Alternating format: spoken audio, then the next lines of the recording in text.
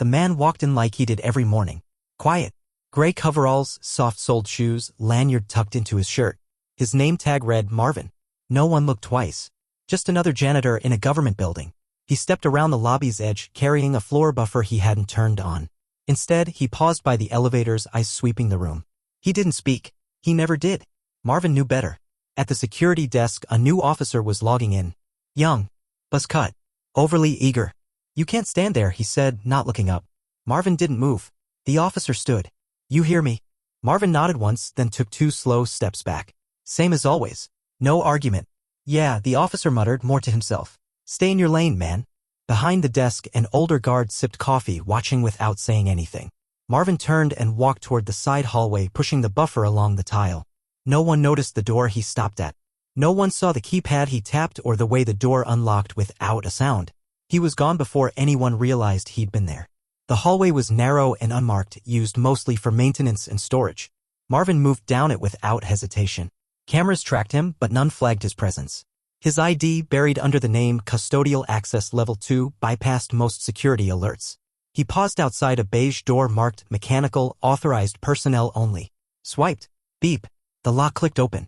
Inside, the space was dim and lined with panels, electrical, telecom, HVAC. But Marvin wasn't here for any of that. He opened a panel near the floor and removed a small black case. From it, he took a tablet unmarked, encrypted. No fingerprints. He pulled up a building schematic. Cameras. Access logs. Communications routing. He scrolled through it all calmly, like checking his grocery list. Downstairs, the eager officer was complaining to the older guard. Why does that guy walk around like he owns the place? Won't even talk. The older guard took another sip of coffee. He's been here longer than anyone else. Yeah, but what does he do? His job, the old man said, then added, and maybe a little more. Back in the mechanical room, Marvin closed the panel. He looked around once before locking the case again. Another uneventful morning. But something about today was different. A new name had appeared on the system's visitor registry. One that shouldn't be there. He checked the entry twice. Then he stood still, eyes narrowed. He'd have to be visible today. But only just enough.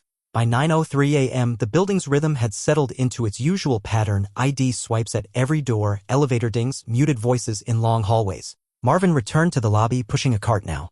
On it, mop, bucket, a folded caution sign. Just another janitor. Still invisible. The visitor arrived at 9:17. White man. Expensive suit. Designer briefcase. Smile too wide. Name tag read Jonathan Reyes, DHS Compliance. He breezed through security with a badge no one questioned and a voice that filled the space. I'm here to review internal operations. No need to fuss. Just a courtesy check. The young officer at the desk looked alert now, suddenly respectful. Yes, sir? Should I call Director Green? No need, Reyes said smoothly. She's expecting me. He wasn't lying. The visit had been cleared, but not through the usual channels. Marvin had checked twice.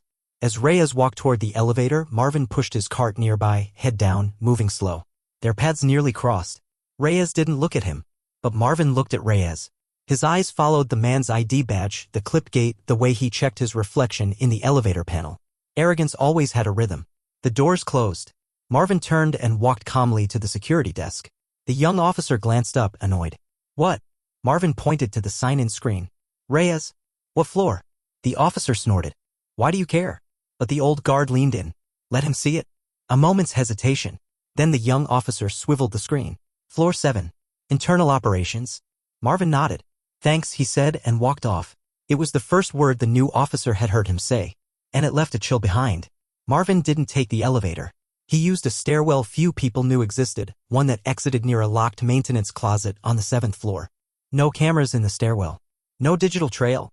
He stepped out, moving quietly past glass-walled offices and cubicles. The floor was quiet, mostly senior staff.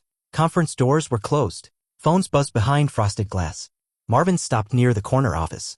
Director Green was stenciled on the door. Inside, a man was already sitting in front of her desk. Jonathan Reyes. Marvin watched through the narrow glass slit. Green sat stiffly, her expression controlled but tight. She wasn't expecting this meeting, not this early. Marvin could tell by her posture, hands folded, spine rigid, eyes flicking toward her phone too often. Reyes leaned back, smiling, talking too much. He tapped something on his tablet and turned it toward her. She hesitated, then leaned in. Marvin pulled back, walking past the office. He didn't need to hear it. He'd seen enough of these men before. Reyes wasn't there to audit. He was there to dig. To find something. Or someone. Marvin entered a nearby supply closet, shutting the door behind him. Inside was another access panel hidden behind shelves. He opened it, connected a small device, and watched the feed from Director Green's office appear on his tablet. Reyes's voice filtered in now. Unusual levels of access, overlapping clearances. Some names aren't accounted for. Especially this one. He tapped the tablet again. Marvin leaned closer. He was pointing at a profile. No photo. Just a name. Marvin Ellis. The man they thought was a custodian. His eyes narrowed, but his hands stayed steady. This visit wasn't about the building. It was about him. The voice from the tablet was clear. Not in the employee directory. No HR file. Yet the system logs show regular activity tied to this name. Accessing high-clearance systems, restricted zones. Director Green didn't respond immediately. Marvin watched her. She was good. She didn't flinch. Marvin Ellis is a contractor, she said evenly. Long-standing clearance vetted through federal security channels. Reyes smiled, but it was performative. Then why is there no digital trail? No payroll history, no tax forms. It's like he doesn't officially exist. Marvin's eyes didn't move from the screen. He stayed crouched in the dark closet, the quiet hum of the tablet the only sound. Reyes had done more homework than most. That meant someone had pointed him in the right direction. People like him, Reyes said, they shouldn't be ghosts in a federal system. We need transparency, don't you think? Director Green kept her face still. He reports directly to the Office of Special Integrity. Reyes blinked. That office doesn't exist. That's correct, Green said. Silence followed. Marvin leaned back slightly. If Green was rattled, she didn't show it. That was why he trusted her. She knew the rules, and the spaces between them. Reyes shifted. So he works off the record. Why? Green stood now, walking to her window, her back to him. That's not your concern. Reyes stood too. You understand this makes me think something's being covered up. Marvin closed the panel gently. Disconnected the device. The time for observation was ending. Reyes had crossed a line. Now Marvin had to decide what came next. Marvin didn't go back downstairs. He moved deeper into the restricted areas on the 7th floor. Past the IT hub. Past the records room. He stopped at a heavy steel door with no sign on it, just a biometric pad and a key lock. He placed his hand on the scanner. Click. Green light. Inside, the room was dim. Temperature controlled. Shelves lined with secure documents. No cameras here. He opened a drawer near the back. Pulled out a red folder marked only with a series of numbers, no name, no label. He flipped it open. Inside were surveillance stills. Reports. Internal memos with names redacted. But he knew what it all meant. Reyes had been sniffing around for months quietly at first. Asking questions about programs that didn't exist, employees with no titles. The kind of probing that only looked casual until you realized what it was, a search for leverage. Marvin had seen it before. Men who wore suits like armor and used words like blades. Always smiling. Always hunting. The file confirmed it. Reyes was connected to an oversight committee with unofficial authority. The kind that operated in back channels. And someone had tipped him off. Marvin's name didn't just end up on that list by accident. He slipped the folder into a messenger bag, closed the drawer, and reset the lock. He didn't rush. He never rushed. As he exited the room, he checked the time. 10:42 a.m. Reyes would still be upstairs, making himself comfortable. He always did. But Marvin had work to do now. He had to find out who handed his name over. And why they were suddenly afraid of a janitor with no record. Back in the stairwell, Marvin moved with quiet urgency. Not fast, but direct. Every step was calculated. The red folder pressed against his side, the weight of it more about what it meant than what it held. He exited on the 5th floor, admin services. No one looked twice. People here barely lifted their heads from their screens. They were used to background figures. Marvin walked past a line of cubicles until he reached a small office in the back, glass door half open. Inside sat Alan Park, mid-30s, IT analyst, polite, forgettable. But Marvin remembered everything. Especially the day Alan asked about unassigned access logs. Too curious. Too comfortable asking the kind of questions no analyst should even know to ask. Marvin knocked once. Alan looked up, smiled. Need something? Marvin stepped in, closing the door behind him. Just like that, the smile faded. Marvin placed a single photo from the red folder on Alan's desk. It showed Alan, 2 weeks ago, meeting someone off the property. That someone was Reyes. Alan's face went pale. It's not what it looks like. No? Marvin asked quietly. He said it was about systems integrity. About ghost users. He had credentials. I thought it was legitimate. Marvin didn't move. Just looked at him. Alan swallowed hard. I didn't know he'd go upstairs. I didn't know he was after you. Now Marvin sat. Not to intimidate. to make it clear that the conversation was real. You gave him a name, Marvin said. Mine. Who gave it to you? Alan hesitated. Then, slowly, he said a name. Marvin's eyes narrowed. That changed everything.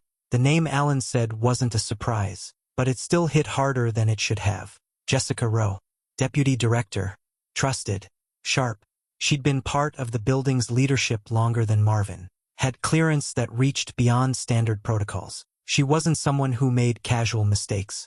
Which meant it wasn't a mistake. She told me to check the back-end systems, Alan said, voice low, eyes darting to the glass wall of his office.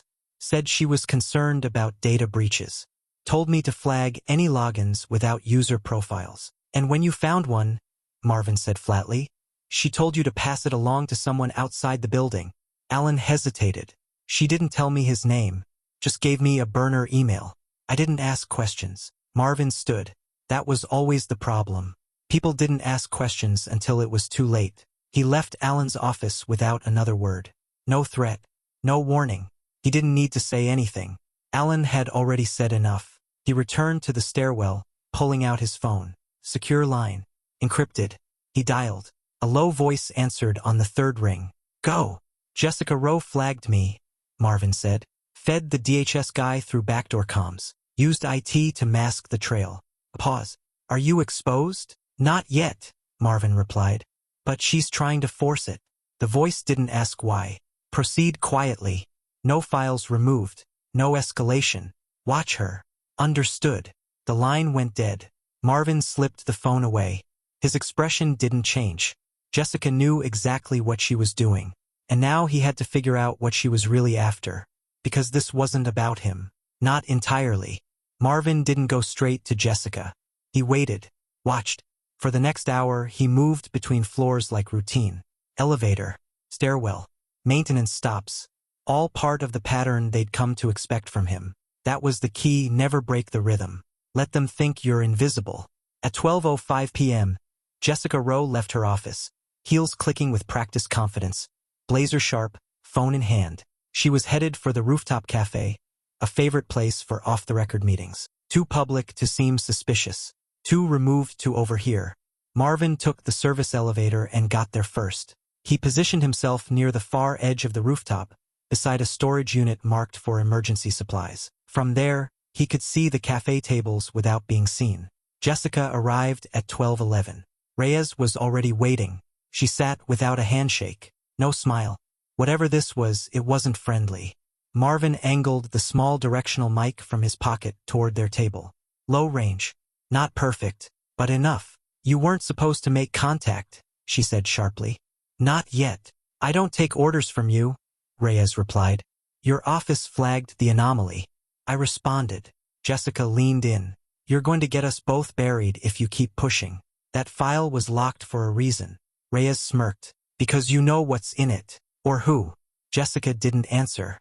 And that silence was more revealing than anything else. Reyes leaned back. If I go down, I'm not going alone. Jessica stood suddenly, tossing her napkin on the table. We're done. She walked away, her posture rigid. But Marvin saw the shake in her hand as she pushed open the rooftop door. Back at the table, Reyes didn't move, just stared after her, then reached for his phone. Whatever was coming next wasn't about protocol. It was personal now. Marvin waited until Reyes left the rooftop. He gave it 2 full minutes. Long enough for the tension to settle, short enough to stay close. Then he entered the cafe, past the table they'd used, and quietly slipped into a chair 2 rows back. He opened his tablet and pulled up the access logs. Jessica had flagged his file, but she hadn't just pulled his activity. She'd cross-referenced it with others. Names with clearances, positions high enough to notice things they weren't supposed to. One name stood out. Naomi Wells, Office of Strategic Initiatives. Quiet, reliable. Mostly worked remote. Her building access was minimal, but 3 weeks ago she'd requested a secure vault pull, something flagged to a low-level clearance. Marvin's clearance. Except Marvin never got that request. And Jessica had buried the record. Marvin leaned back slightly. Thought. Naomi wasn't part of this. She was being used. Which meant Reyes wasn't after Marvin as a threat. He was after what Marvin protected. Information. A leak. Someone was trying to map a hidden corridor through the building's inner systems, and Marvin, by virtue of his ghost access, was the only one with the keys to those spaces. He tapped out a secure message. One recipient. Naomi, you're in danger. Meet in Vault Sublevel D, 3 p.m. No digital trace. He encrypted it. Sent it through a secure line she'd set up herself months ago for emergencies only. Then he sat back, looking out at the skyline. This was never about who Marvin was. It was about what he knew. And someone had just declared war without realizing who they'd stepped on. Marvin arrived 10 minutes early. Sublevel D was quiet, 3 levels beneath the main lobby, accessed only by service elevator and a biometric override. No windows. No cameras. Just concrete walls, steel doors, and the kind of silence that made people nervous. He stood near the vault door, arms folded. The red folder rested in a satchel by his side. At 3:02, the elevator dinged. Naomi stepped out alone. Late 20s, sharp eyes behind wireframe glasses, laptop bag slung across her shoulder. She paused when she saw him. No smile. No question. She just nodded once she understood. Inside the vault, Marvin closed the heavy door behind them. The hum of isolation tech kicked in. He placed the red folder on the table. Naomi stayed standing. I didn't request this file, she said, voice low. But someone attached my clearance to it. I know, Marvin said. That's why you're here? She opened the folder slowly, eyes scanning the first few pages. Her breath caught. These are internal sweeps. Pattern analysis. And this is voice capture data. From inside leadership meetings. Marvin nodded once. Who is this kind of access? Me, he said. Naomi looked up. You're not just security. I was never just security. She absorbed that in silence. He stepped closer. They're trying to use you as a failsafe. If this blows back, you take the fall. Not Jessica. Not Reyes. Naomi blinked hard. Why? Marvin's voice stayed quiet. Because you're quiet. And because you don't have the power to fight it. She didn't argue. But her jaw set tight. What do you need? She asked. Marvin looked at her. Proof. And a way to make sure it doesn't vanish. Naomi nodded once. I'll help. She didn't owe him anything. But now they were both in it. They worked in silence. Naomi sat at the terminal inside the vault, fingers flying over the keyboard. Her expression was tight, focused. Marvin stood behind her, watching the lines of code spool across the screen. What are we looking for? She asked. System tags, Marvin said. Anything that forks from my user logs but doesn't end in the same directory. They're rerouting through shadow servers. Naomi frowned. That's not just sneaky. That's deliberate. Exactly.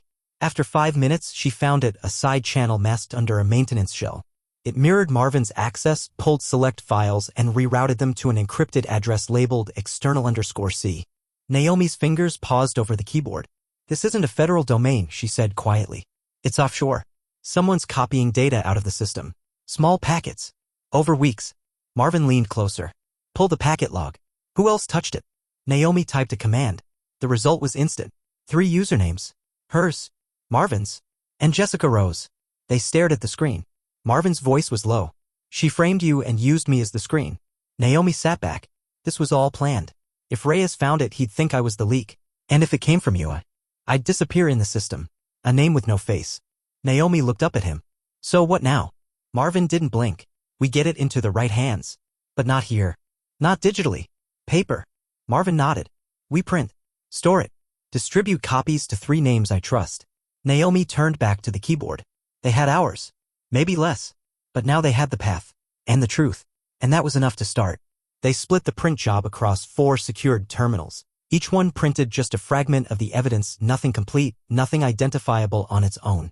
Marvin had learned early, never let one copy carry the whole story. By 4:45 p.m., the pages were folded, sealed, and packed into unmarked envelopes. Naomi handled the labels. 3 names, 3 cities. People Marvin trusted, former analysts, an inspector general, and 1 retired agent who owed him a favor and never forgot it. No one inside this building. No one connected to Jessica Rowe. I'll take 2, Naomi said, slipping them into her bag. You sure? She nodded. Safer if we split. And I know how to disappear for a day. Marvin handed her a burner phone. This stays off until you're clear. 1 call. 1 message. Then destroy it. She tucked it into her coat without hesitation. They walked out of the vault together, no rush, no signs of tension. Just 2 colleagues finishing a shift. By 5:10 p.m., they were out of the building. Naomi crossed the street and vanished into a parking garage. Marvin turned left, toward the public transit station. Cameras caught his image, but only as the janitor. One of hundreds. Inside his jacket pocket, he carried the last envelope. the one he would deliver himself, not because he didn't trust anyone else, but because this one had weight. A letter addressed to the Office of Government Oversight, marked urgent. It held not just logs and names, but context, the part that showed this wasn't about leaks or access or security gaps. It was about control, and what people like Jessica Rowe were willing to sacrifice to keep it. Marvin returned to the building just before sunset. Not through the front, through the old delivery dock, long since decommissioned but still tied into the building's lower corridors. His clearance opened the gate. No one stopped him. No one saw him. He moved through the empty service hallways until he reached the executive wing. Most staff were gone. Lights dimmed. But Jessica Rowe's office was still lit. He didn't knock. He walked in. Jessica looked up from her desk, surprised, but not startled. "Marvin," she said, setting her pen down. "Didn't expect you back tonight. I figured you might still be here." She leaned back, calm, hands folded. "You've been busy. So have you." They watched each other for a moment. "I know about the data," Marvin said. "The reroutes, the offshore path. I know Naomi was your shield, and I was the distraction." Jessica didn't deny it. Instead, she exhaled. "You weren't supposed to dig this far. You counted on that. I counted on you being tired." That hung in the air. She stood slowly, walking to the window. "You think this is about greed?" she asked. "It's not. It's about shaping what comes next. People trust systems that look clean, even when they're rotting inside. That's the only way anything moves forward." Marvin said nothing. "You have your version of order," she continued. "I have mine. Mine works." "No," Marvin said quietly. "Yours hides." Jessica turned. "And yours what? Exposes? Burns the whole thing down." "No," he said. "Mine remembers who gets trampled when people like you decide they know best." She stared at him, eyes narrowing. "You don't have proof." Marvin reached into his coat, placed a thin slip of paper on her desk. Not the full file, just a timestamp and a name. Enough. Jessica's face didn't move, but something behind her eyes did. It flickered. "You sent it out." Marvin nodded once. She looked at him for a long moment. Then, quietly, she sat down. She knew what that meant. Her grip on the game was slipping, and there was nothing she could do to stop it. The next morning, the building felt different. No announcements.